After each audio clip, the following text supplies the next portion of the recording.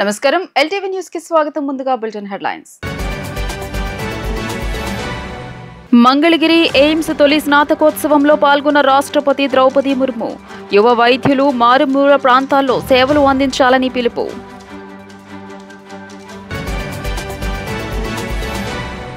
ఘనంగా మంగళగిరి ఎయిమ్స్ తొలి స్నాతకోత్సవం మంగళగిరి ఎయిమ్స్ దేశంలోనే నెంబర్ 1 గా ఎదగాలన్న ముఖ్యమంత్రి చంద్రబాబు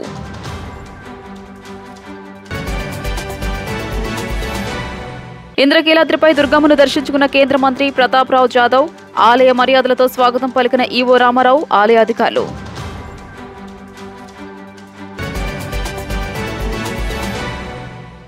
యువ వైద్యులు గ్రామీణ గిరిజన ప్రాంతాల్లో వైద్య సేవలు అందించాలని రాష్ట్రపతి ద్రౌపది ముర్ము సూచించారు. వైద్య వృత్తిని ఎంచుకోవడం ద్వారా విద్యార్థులు మానవత్వంతో సేవ చేసే దారిని ఎంచుకున్నారని ఆమె తెలియజేశారు.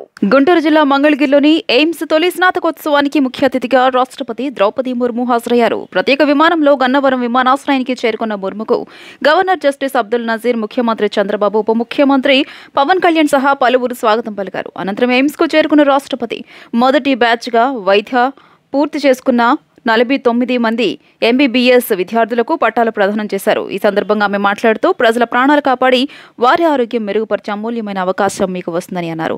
మీలాంటి యువ వైద్యులు గ్రామీణ గిరిజన మారుమూల ప్రాంత ప్రజలకు సేవ చేసేందుకు ప్రాధాన్యం ఇవ్వాలని స్పష్టం చేశారు. జాతీయ సమ్మిళిత ఆరోగ్య సంరక్షణలో ప్రత్యేకించి మీలాంటి యువ వైద్యులు కీలక పాత్ర పోషించాలని ఆమె ఆకాంక్షించారు. Dear students, I express my heartiest congratulations to you all. The youngest doctors among you, you have received their degrees today. 2/3 of them are young lady doctors.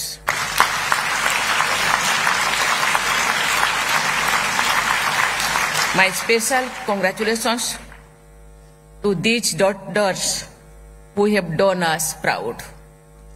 I convey my special appreciation for the young doctors who have been awarded gold medals today. Among the medal winners too, our daughters have accounted for the large share of the glory. The rising participation of women in the medical profession and their significant contributions demonstrate that we are becoming a truly developed society. This also highlighted the fact that, given opportunity, our daughters excel in every field. By choosing the medical profession, you have chosen the path of serving humanity. You will get invaluable opportunity to save people's life and improve their health. You have developed the competence of make use of such opportunities. I am sure that you will dedicate yourselves to continuous learning and keeping your capabilities at par with the best and the latest. The journey of sustained excellence in the medical profession is going to be very rewardable and satisfying. I would like our young doctors like you to give priority to providing medical care and services to people living in rural, tribal and remote areas. Providing inclusive health care in our national goal. Doctors, especially young doctors like you, have a key role in achieving this goal.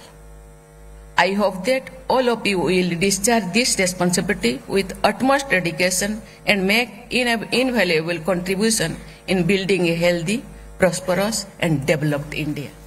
Mangalagiri AIIMS భారతదేశంలోనే number 1 అవుతుందని CM Chandrababu పేర్కొన్నారు.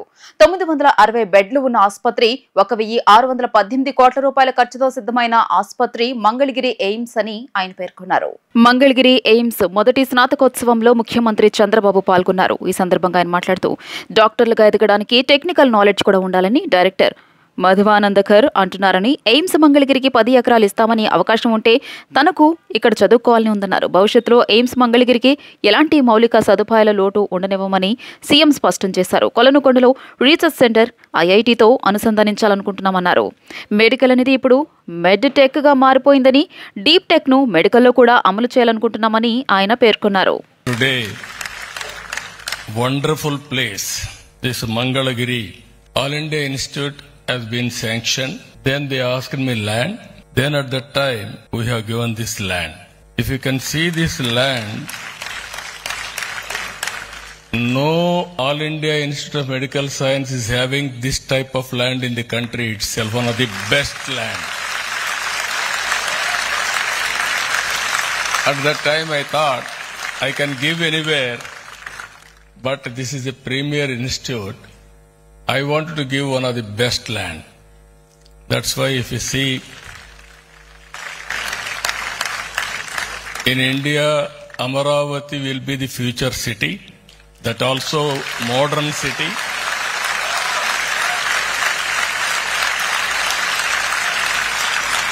In that city, our Mangalagiri All India Institute of Medical Science will be the #1 in the country forever.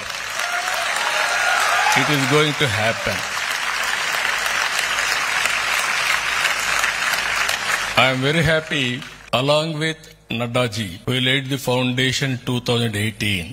Again, Nadda, today also Health Minister again. 2018, and now it is coincidence. And also today this hospital, 960 beds, 1618 crores they have spent money. Today, first convocation within 9 years' time. We are very happy, one of the most impressive progress. Honorable Prime Minister Narendra Modi ji has dedicated this institution to the nation. So, anything here, you are all working, latest technologies also. Your director has given very well, linking with IIT. Originally, all medical colleges are studying only MBBS. Today you wanted to become best leaders in medical profession. You have to study technology also, and also you have to go management also. All these things you have to integrate. Then only you will have bright future. Today, it is another very good example. By paying 10 rupees, anybody can have a treatment in All India Institute of Medical Science. That is the best service available for all of you. కేంద్ర మంత్రి ప్రతాప్ రావు జాదవ్ దుర్గమ్మను దర్శించుకున్నారు. ఆరోగ్య శాఖ, Ayush, family welfare, government of India అధికారులతో కలిసి ఇంద్రకీలాద్రికి చేరుకున్న మంత్రి ప్రతాప్ రావు జాదవ్ కు చిన్న రాజగోపురం వద్ద దేవస్థాన ఈవో కెఎస్ రామారావు, వేద పండితులు ఆలయ మర్యాదలతో స్వాగతం పలికారు. శ్రీ అమ్మవారి దర్శనానంతరం రాయబార మండపంలో వేద పండితులు ఆశీస్సులు పలకగా ఈవో రామారావు అమ్మవారి శేషవస్త్రం, ప్రసాదం, చిత్రపటాలను అందజేశారు. దుగ్గిరాల రైలుపేటలో ఈ ఏడాది జనవరి 19న శుభం కోల్డ్ స్టోరేజ్ లో జరిగిన అగ్ని ప్రమాదంలో నష్టపోయిన రైతులకు సంబంధించిన బాండ్లు భీమా సంస్థ బృందం సోమవారం నుంచి తనిఖీలను పసుపు మార్కెట్ యార్డ్ లో నిర్వహిస్తున్నారు. నష్టపోయిన రైతులకు రైతు సంఘాలు, వ్యవసాయ కార్మిక సంఘాల ఆధ్వర్యంలో ధర్నా, రాస్తా రోకోలు నిర్వహించారు. మొత్తం సుమారు 400 మందికి పైగా రైతులకు సంబంధించిన పసుపు నిల్వలపై కోట్లాది పరిహారం అందించే క్రమంలో భాగంగా ఇండియా ఇన్సూరెన్స్ సంస్థకు సంబంధించి రైతుల వద్దనున్న బాండ్లను పరిశీలించేందుకు ప్రతినిధి జుబేర్ అలీఖాన్ సిబ్బందితో కలిసి బాండ్లను తనిఖీలు చేస్తున్నారు. అర్హులైన రైతులకు గుర్తించి నివేదికను ప్రభుత్వానికి బీమా సంస్థకు అందజేయనున్నారు. ఓకే, అంటే ఇప్పుడు దీని ప్రాసెస్ ఏంటి అసలు? ప్రాసెస్ నేను చేసి ఇలా రైతులు ఉన్నారు, ఈయన పలానా వ్యక్తి మేము వెరిఫై చేశామని ఇన్సూరెన్స్ కంపెనీకి సబ్మిట్ చేస్తాం. వీళ్ళకి చెల్లించాల్సి ఉన్నారు అంతే. వీళ్ళైతే అంటే ఇప్పుడు వెంకటేశ్వర్లు ఉన్నారు, వెంకటేశ్వర్ గారు ఉన్నారు, రైట్ ఆయన బాండ్ ఇది మేము క్రాస్ వెరిఫై చేసామని రాసిస్తాం. అలా ఎంతమంది వచ్చారు? టీం ఎంతమంది? టీం 3 ఉన్నారు. ఈ సంవత్సరం జనవరి 19వ తేదీన దుగ్గిరాలలోని శుభమహేశ్వర కోల్డ్ స్టోరేజ్ అగ్ని ప్రమాదానికి గురై అందులో దాదాపు 10-12 సంవత్సరాల నుంచి పసుపు రైతులు నిల్వ చేసుకున్న 1,00,000 బస్తాల పసుపు దగ్ధమైంది. దీనికి సంబంధించి జనవరి 20వ తేదీ నుండే ఆందోళనలు, పోరాటాలు సాగించాం.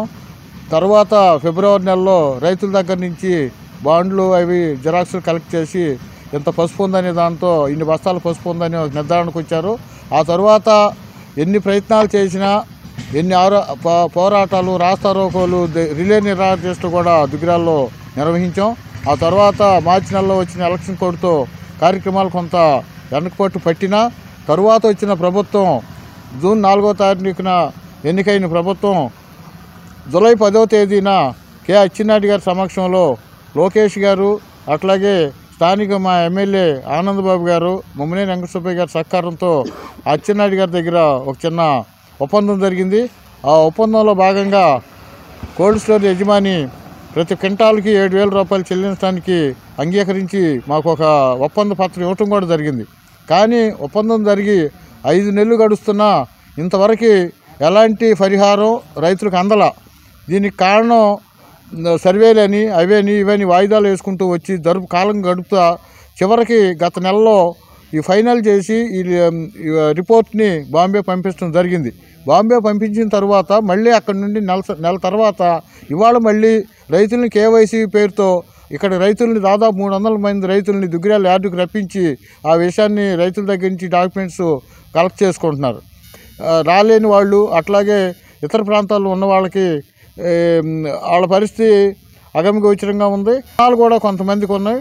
అవన్నీ మేము వచ్చి పరిశీలించి చేసి న్యాయం చేస్తాం.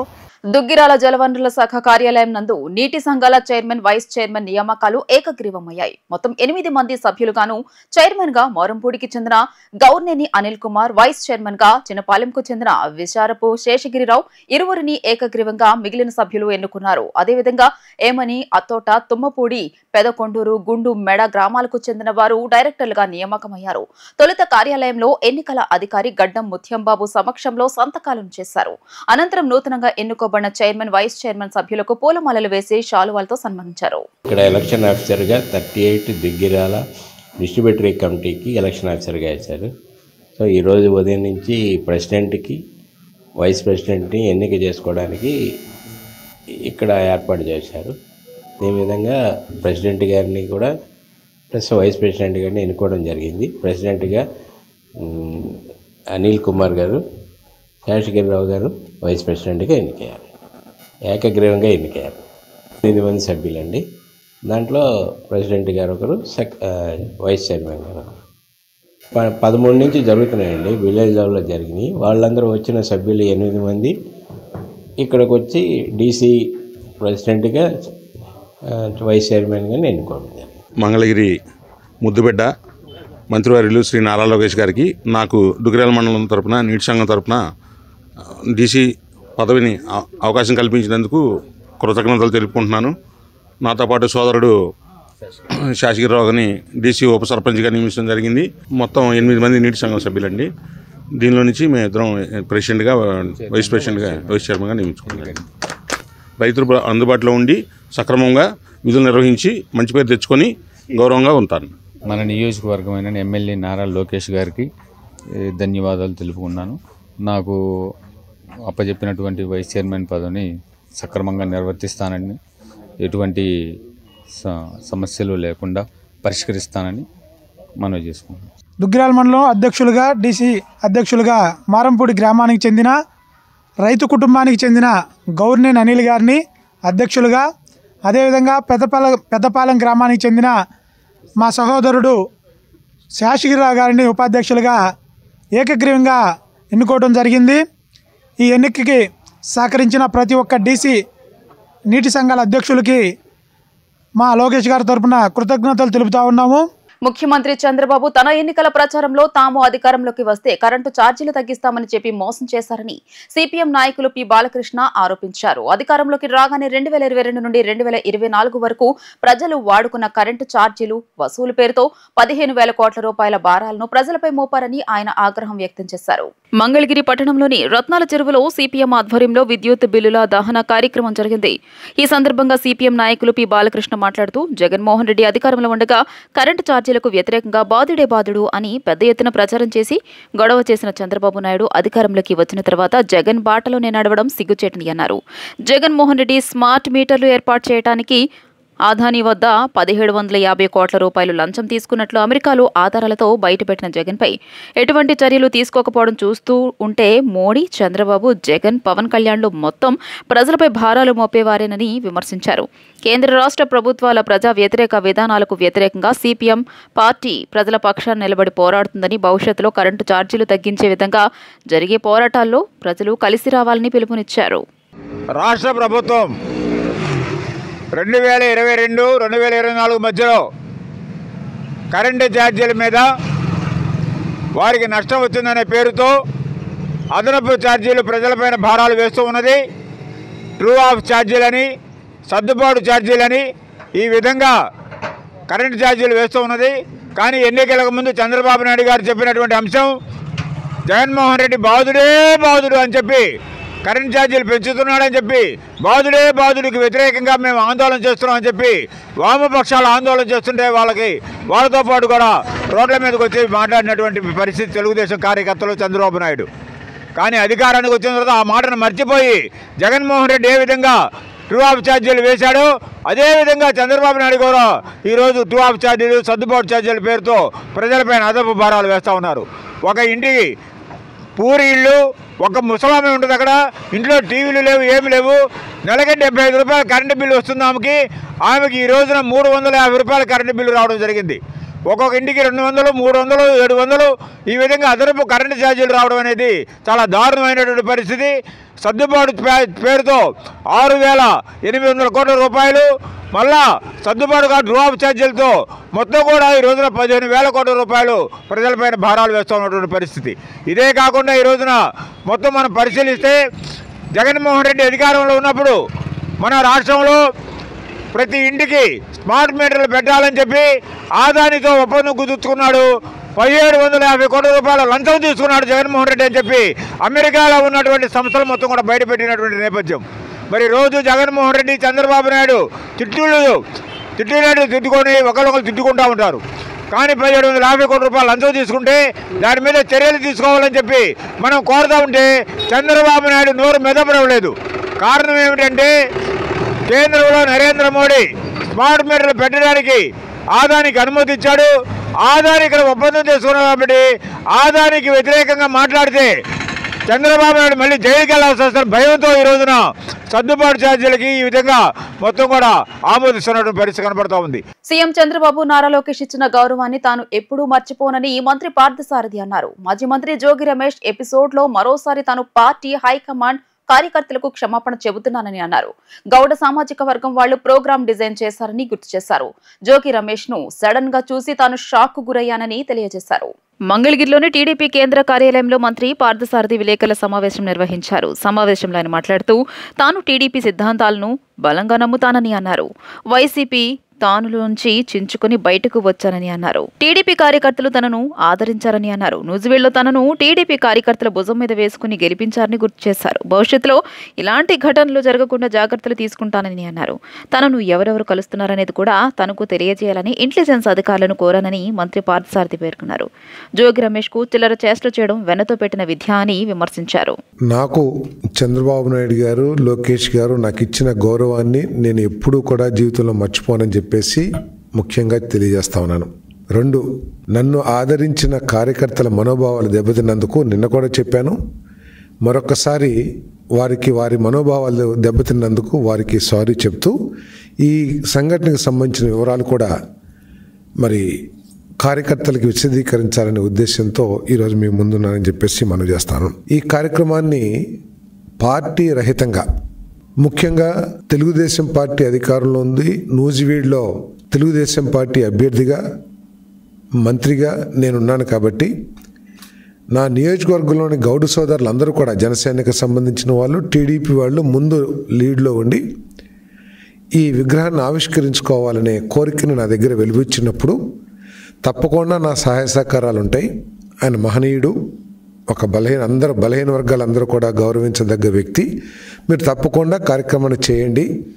నా అవసరం ఏమున్నా, నా సహకారం ఏం కావాలన్నా కూడా చేస్తానికి నేను సిద్ధం అని చెప్పేసి నా దగ్గరికి వచ్చిన గౌడ సంఘీయ సోదరులకి నేను చెప్పడం జరిగిందని చెప్పేసి మనం చేస్తాను. మిగతా పార్టీ దీంట్లో ఇన్వైటీస్ని నిర్ణయించడంలో కానీ, కార్యక్రమం నిర్వహించే ఆలోచనలో భాగం కానీ పార్టీకి ఎటువంటి ప్రమేయం లేదని చెప్పేసి కూడా సందర్భంగా తెలియజేస్తాను. ఎక్కడ కూడా పార్టీ అధ్యక్షులు లేకపోతే మండల అధ్యక్షులు అటువంటి వాళ్ళు ఎవరు కూడా ఇన్వాల్వ్ కాల. కేవలం గౌడ సంఘీయులు, వాళ్ళు గౌడ అధ్యక్షులు, గౌడ సెక్రటరీస్, గౌడ కోశాధికారులు, గౌడ వైస్ ప్రెసిడెంట్, జిల్లా అధ్యక్షులు, మండల అధ్యక్షులు, నియోజకవర్గ వాళ్ళు మాత్రమే ఈ కార్యక్రమాన్ని డిజైన్ చేసుకుని చేస్తడం జరిగింది. సో ఇక్కడ ఆలోచించాల్సింది ఏమిటంటే వైఎస్ఆర్ కాంగ్రెస్ పార్టీ నాయకులు చాలా స్పష్టంగా ఉంది. ముఖ్య ఇన్వైటీస్ అందరూ కూడా తెలుగుదేశం పార్టీ నాయకులు. ఈ విధంగా ఇటువంటి కార్యక్రమాల్లో వచ్చి వారు కావాలంటే 11ంటికి ముందు ఫిక్స్ చేశారు కాబట్టి అప్పుడైనా వచ్చి వెళ్ళొచ్చు, లేదా తర్వాతైనా వచ్చి వెళ్ళొచ్చు. ఇటువంటి చిల్లర చేష్టలన్నీ కూడా వారికి వెన్నతో పెట్టిన విద్య. తర్వాత నాకు జోగి రమేష్ గారికి వ్యక్తిగత బలమైన సంబంధాలు ఏమీ లేవని చెప్పేసి కూడా నేను చెప్తా ఉన్నాను. నేను రాష్ట్రంలో ఎటువంటి విపత్తు వచ్చినా సమర్థవంతంగా ఎదుర్కొనేలా సీఎం చంద్రబాబు ఆదేశాలతో అన్ని శాఖల అధికారులకు ప్రత్యేక శిక్షణ ఇవ్వడం అభినందనీయమని హోంమంత్రి వంగలపూడి అనిత అన్నారు. విజయవాడలో బుడమేరు వరదలను ఎదుర్కోవడంలో ఎన్ఐడిఎం, ఎన్డీఆర్ఎఫ్ సంస్థలు సమర్థవంతంగా పనిచేశాయని ఆమె ప్రశంసించారు.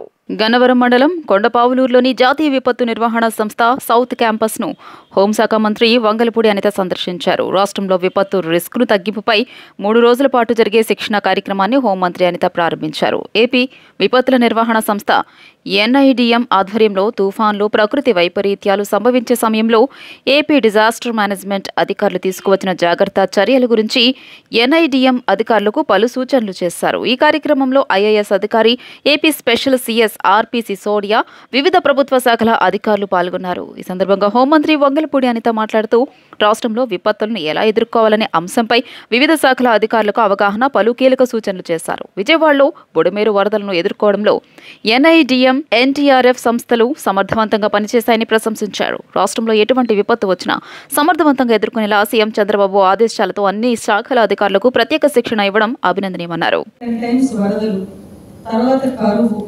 ఇవన్నీ మన పిడుగులు పడటం, ఇవన్నీ ఒక మనకున్న జియోగ్రఫికల్ సిచ్యువేషన్ బట్టి, మనకున్న కోస్ట్ లైన్ బట్టి మాక్సిమం వరదలు కానీ, సైక్లోన్స్ కానీ ఉన్న ఒక పక్క నుంచి ఈ నదీ పరివాహక ప్రాంతాలు కానీ, ఇవన్నీ ఓవరాల్ గా చూసుకుంటే మనకు ఒక బ్యూటిఫుల్ గా ఉంటుంది. వాటర్ అగ్రికల్చర్ కమ్యూనిటీకి సపోర్టివ్ గానే ఉంటుంది. కానీ ఈ సైక్లోన్స్ కి, ఫ్లడ్స్ కి కూడా చాలా ఎక్కువగా ఎఫెక్ట్ అయ్యే స్టేట్ కింద మనల్ని చూసుకోవచ్చు. సో దీనికి ప్రత్యేకంగా మనం దీని మీద దృష్టి పెట్టుకోవాల్సిన అవసరం ఉంది. డిజాస్టర్ మేనేజ్మెంట్ అంటే ఎవరు హోంఎఫ్ఎస్ వాళ్ళు, ఎస్డీఆర్ఎఫ్ వాళ్ళు, ఎన్డీఆర్ఎఫ్ వాళ్ళు ఒక్క వర్కే కాదు, ఈ రోజు అన్ని departments కలిస్తాయి. But this time, one after another cyclones kept coming. Almost 9 deep depressions were formed in the Bay of Bengal from the month of August to December. We have been continuously grappling with the cyclones. Continuous rains, huge rains in the coastal districts, inundation of the areas, evacuating people, taking care of their shelter, food. Worst of this was the August floods of Vijayawada. Half of the city got submerged almost for 7 to 10 days. The water stagnated in a few colonies, 4 to 5 up to 6 feet. These were horrifying memories that we have. Almost 25 dead bodies were recovered from Srinagar area. Disaster management వాళ్ళందరికీ కూడా ఈరోజు ఒక training programme arrange చేయడం, ఇది state లెవెల్లోనే ఇప్పుడు కూడా జరగలేదు ఈ ట్రైనింగ్ ప్రోగ్రామ్. ఎస్పెషల్లీ గౌరవ సీఎం గారు ఆదేశాల మేరకు డిజాస్టర్ మేనేజ్మెంట్కి ఒక పర్టికులర్గా ఒక ఎస్ఓపి క్రియేట్ చేయాలి.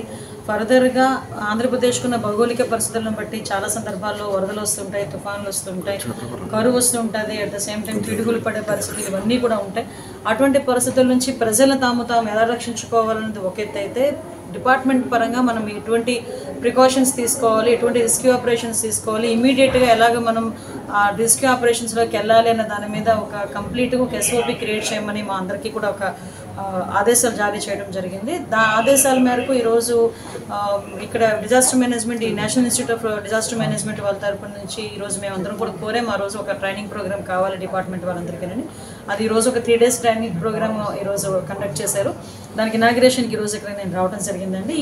ఇందులోని అన్ని డిపార్ట్మెంట్ వాళ్ళని ఫర్దర్గా ఇప్పుడు agriculture, irrigation, even though women and child welfare department వాళ్ళని కూడా ఈరోజు ఇన్వాల్వ్ చేసి, మనకి Panchayati Raj department, urban development department అందరినీ కూడా ఈరోజు తీసుకొచ్చి ఈరోజు ఇక్కడ ఒక దగ్గర ఏర్పాటు చేసుకొని స్టేట్ లెవెల్లో 3 days ట్రైనింగ్ ప్రోగ్రామ్ అయింది. 3 days ట్రైనింగ్ ప్రోగ్రామ్ అయిన తర్వాత వీళ్ళు డిస్ట్రిక్ట్ లెవెల్లోకి వెళ్ళి కూడా అక్కడ ఉన్న అఫీషియల్స్కి కూడా వీళ్ళందరూ కూడా ట్రైనింగ్ ఇప్పించే పరిస్థితులు రావాలని చెప్పి నేను ఇప్పుడే మన స్టేట్ గవర్నమెంట్ వాళ్ళని కూడా కోరాను. ఈ యాజ్ పర్ దిస్ మనకి స్టేట్ గవర్నమెంట్ ఇక్కడ అయిపోయిన తర్వాత స్టేట్ లెవెల్ అయిన తర్వాత డిస్ట్రిక్ట్ లెవెల్లో కూడా అవుతుంది. రేపు పొద్దున్న మనం డిజాస్టర్ మేనేజ్మెంట్కి సంబంధించి టెక్నాలజీని యూజ్ చేసుకొని రెస్క్యూ ఆపరేషన్స్ చేయడం కానీ, టెక్నాలజీని బేస్ చేసుకొని మనం ఈ న్యూమరేషన్స్ మనం ఇవ్వటం కానీ ఇవన్నీ కూడా ఇప్పుడు ఉన్న డీప్ టెక్నాలజీ కానీ అదేవిధంగా డీప్ టెక్ కానీ అదేవిధంగా ఏఐని కానీ యూజ్ చేసుకొని ఫర్దర్గా ఎటువంటి విపత్తులు ఒకటే మాకు ధ్యేయం ఏంటంటే హ్యూమన్ లాస్ ఎట్టి పరిస్థితులు అవ్వకూడదు, ఆస్తి నష్టాన్ని తగ్గించాలి.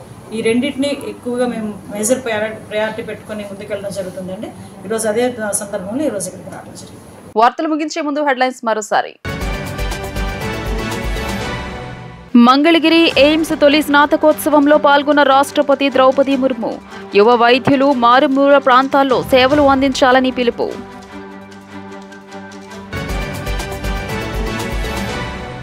ఘనంగా మంగళగిరి ఎయిమ్స్ తొలి స్నాతకోత్సవం. మంగళగిరి ఎయిమ్స్ దేశంలోనే నెంబర్ 1గా ఎదగాలన్న ముఖ్యమంత్రి చంద్రబాబు.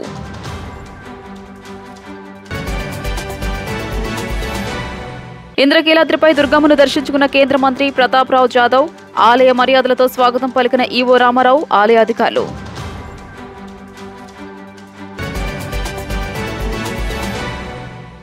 ఈ వార్తలు ఇంతటితో సమాప్తం. నమస్కారం.